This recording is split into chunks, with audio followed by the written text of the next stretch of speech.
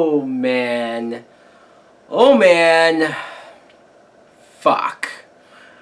Hey now, what's up everybody? My name is Mike Brown, aka ReviewKingMB, and I just got back from the theaters after paying with my own money to see 50 Shades of Black. This is a supposed comedy film, 2016 film. They said it's a comedy, that's what they said.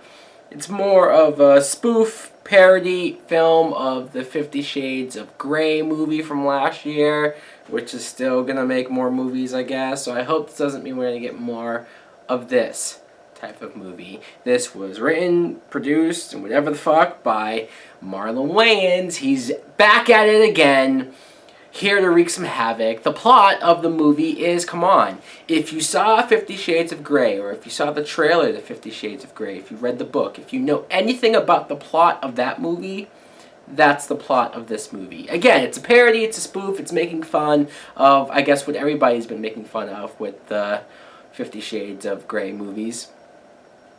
The question is, was this funny? Was this worth the parody that took damn near a year to make?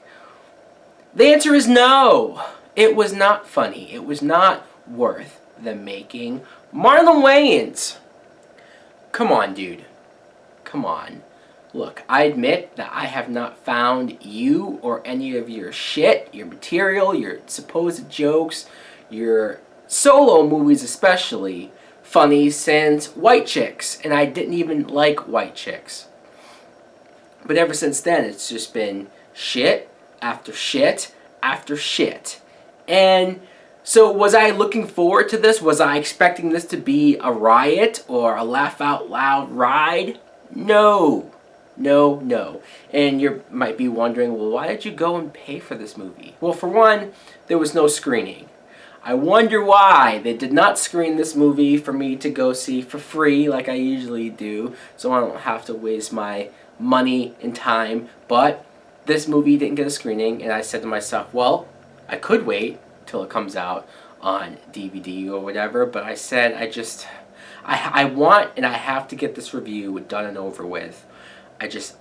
And I knew it would be the experience that I got. So I'm sitting there, and I'm not laughing, I'm just sitting there, and they're fucking throwing jokes all over it. Like, the first 5 minutes is just a bunch of series of scenes of Marlon Wayans stealing shit from people, and it's like, okay, maybe somebody found this funny, somebody out there in the world, but if his character's supposed to be a rich guy, why is he stealing things? I don't know. I get it. Oh, he's black. So just because he's black, he's going to steal stuff. Ha ha, ha ha, ha. It's like, if this is the level of comedy that we're reduced to, or throughout the whole movie, let's just make fun of black stereotypes. Like, all of them. Every single black stereotype you can think of, this movie hits every single one of them. Not only stealing wallets, or fried chicken, and Kool-Aid, or the fact that supposedly, well, I mean, it depends on your experiences, I guess, but, you know, black men don't want to marry women even if they impregnate them. I mean, it's one of those things where this could have been funny. This really could have, if more time, if more effort, if more care was taken into this writing. You really could have made some clever jokes with some of these situations. But then you ruin it with, what? An all Black Lives Matter joke, which seems completely forced and thrown in there just to make it seem like he's being irrelevant. He throws in like a Bill Cosby reference. But then, the very same movie, he does a joke of when Kim Kardashian took that picture of her bare ass and supposedly broke the internet. How long ago was that, by the way? And this movie is just now getting around to making that joke. That's why it's sad. It's sad because it's like, it's either he's too late, or it's like, well, if you're going to do this joke and you're going to be this late about it, or if you're going to be this desperate for material to go to that, again, make it funny. I can forgive anything. I can almost forgive any offensive joke or any poorly constructed joke or forced in jokes if it makes me laugh. I'm not saying I'm looking for the most sophisticated comedy, the smartest comedy. No, I just want to laugh. Please make me laugh. This movie's an hour and a half long, and look, am I gonna say that I never laughed? I'd say about an hour in, about an hour of not laughing, I started to get like one or two chuckles. And I don't know if it was the movie just beat me over the head, wore me down with shit after shit, that I just became retarded, and I just started to say, well, I wanna have some enjoyment in this experience. I don't want to be mugged faced off the whole thing. So I got a couple of chuckles. But come on. Come on, a couple chuckles? Let's look at some of the actors in this movie. Obviously Marlon Wayans, who can do better. He can. When was the last, here's a question. When was the last Marlon Wayans movie where he acted well? Where you saw his acting and said, wow, this guy is a really good actor. Requiem for a Dream?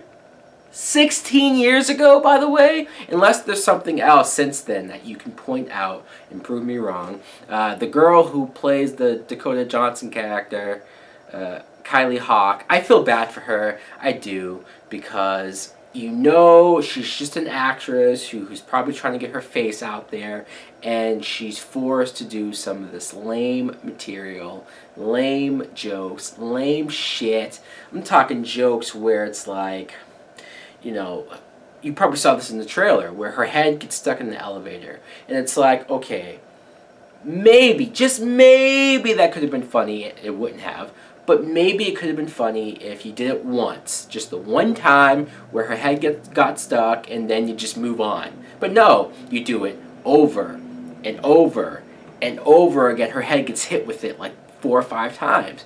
Not only that, let's do the same exact joke at the end of the movie another 4 or 5 times. Like, this is what I'm talking about, over and over again. How many times can we make fun of the fact that Marlon Wayans' character, he finishes in bed after a second? Or how many times can we do jokes on how little his penis is? Or the Magic Mike joke that goes on for too long. That's the running theme of this movie, right? It's late material, lame written jokes, and it's that these jokes go on for too long.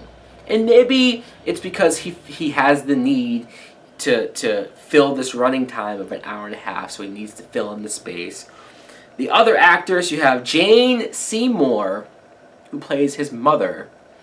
Fred Willard, who I guess I shouldn't be too surprised that he's in this movie, seeing as to where his career has gone. Mike Epps, who you can debate on whether or not Mike Epps is funny, but I thought he was better than this. I really, really did. But not only that, Florence Henderson is in this movie. Yes, the mother from the Brady Bunch. And when you see the scene with her in here, it makes you hang your head in shame and think to yourself, wow. I mean, granted, I haven't seen this woman in years, but that's not how I want to remember her. Oh, the pain. The pain that I went through to watch this movie.